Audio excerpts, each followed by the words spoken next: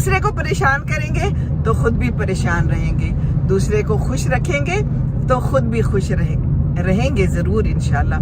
तो बस ये देख ले, मैं अपनी भी खुशी के लिए और अपनी फ्रेंड की खुशी के लिए बाहर निकली हूँ। कोई कम्युनिकेशन होगी, कोई इब्लाग होगा, कोई मज़ेदार बात होगी पुरानी।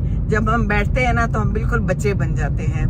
ये फ्रेंड्स बड़े ही प्यारे होते हैं और फिर हम पुरानी बातें करते हैं और हम हर बात करते हैं, बड़ा ही मज़ा आता है, बड़ा ही अच्छा लगता है। तो ज़िंदगी को ऐसे ही गुजारना चाहिए। बड़ी जल्दी ज़िंदगी ख़त्म हो जाती है, बूढ़े हो जाते हैं, बाल सफ़ेद हो जाते हैं और बहुत तजुर्बे मिलते हैं, बड़े सबक हासिल होते हैं। तो बस अल्लाह रहम करे, अच्छी सी बात करें, कोई अच्छी बात है तो दूसरों को कहें, नहीं तो फिर चुप रहें, हैं? क्या ख्याल है? कभी मैं सोचता हूँ कुछ ना कुछ कहूँ, फिर मैं सोचता हूँ क्यों ना चुप रहूं।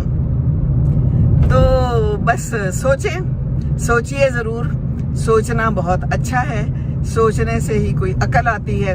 नमाज कुरान पढ़े, कुरान को समझ के पढ़े और फिर उस पे जो है ना सोचेंगे तो इंशाअल्लाह ताला अल्लाह सब अच्छा करेगा। और अल्लाह है, सबसे बड़ा दोस्त तो अल्लाह है। अल्लाह के साथ रहें, अल्लाह से लौ लगाएं, नाता जोड़े हैं, दुआ मांगे। ये दुआएं जो है ना ये बड़ी ज़रूरी होती है, इंशाअल्लाह ताला अल्लाह कबूल करता है।